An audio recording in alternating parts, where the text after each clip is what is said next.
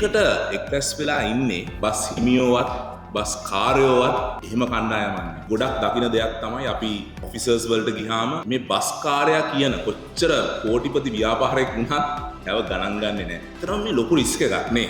කෝටි ගානක දෙයක් බස් රථයක් දැන් කෝටි 5කුත් 6කුත් වගේ මුදලක් වෙනවා. මගියෝගේ ජීවිත 50 ගානක් ආරක්ෂිතව 50කට වැඩි වෙන්න පුළුවන්.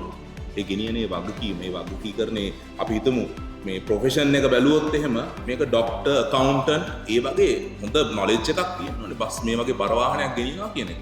සමාජ මට්ටමක් තීරණය වෙනවා අනිත් රැකියාවල් එක්ක කම්පෙයාර් කරද්දී මේ බස් කර්මාන්තය කියන එක.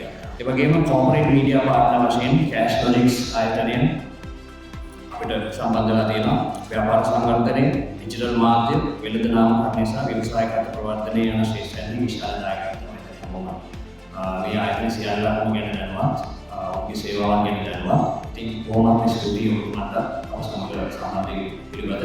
ඇත්තටම මොකක්ද මේ වැඩ පිළිවෙල සහ මේකේ තියෙන මිෂන් එක?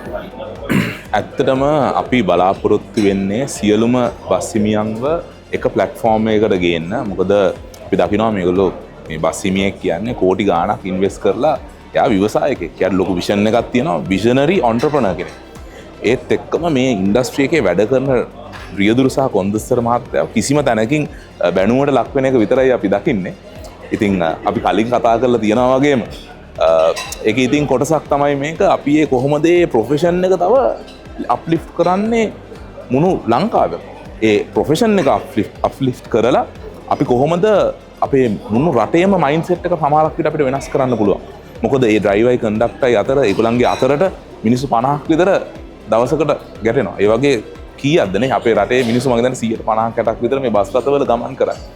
මම හිතනවා අපේ රටේ මට පුළුවන් විදිහේ පුංචි වෙනසක් CLB එක තුලින් අපිට ලබා දෙන්න පුළුවන් වෙයි කියලා. අද අපිත් එක්ක සම්බන්ධ වෙනවා ඩිලංක එක්ස්ප්‍රස් හිමිකරු වන ඩිලංක විජේතුංග මහත්මයා. අයිබෝන ඔබතුමාට. අපි හමු වෙන්නේ ෆස්ට් ටයිම්. ඇත්තටම මේ සම්බන්ධව ලක්සරි බස් සර්විස් එකක් පටන් ගත්ත එක සම්බන්ධව ව්‍යාපාරයක් හිමිකරුවෙක් එහෙම නැත්නම් බස් ඕන කෙනෙක් විදියට මොනවද මේ වෙද්දි කියන්න තියෙන්නේ?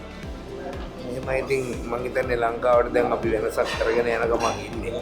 ඇත්තටම ඉතින් මගියෝ ඇත්තටම සාමාන්‍ය මගේ අපේ වැඩ කරපු රියදුරු කොන්දොස්තර ඒගොල්ලන්ට වෙන ස්ටෙප් එකකට දැන් යන ගමන් ඉන්නේ. මම හිතන්නේ ඒකත් එක්ක තමයි අපි මේ SLBA කියන එක අපි පටන් ගත්තේ. ඇත්තටම ගැටලු ගොඩක් තියෙනවා අපේ ව්‍යාපාරේ. අර මම කලින් කතා කරා වගේ රියදුරුට කොන්දොස්තරට බස් හිමියට ශීර්ෂ තැනක් ලැබිලා නැහැ. ඒක ලබලා දෙන එක තමයි මේක ප්‍රධාන අභිප්‍රායය.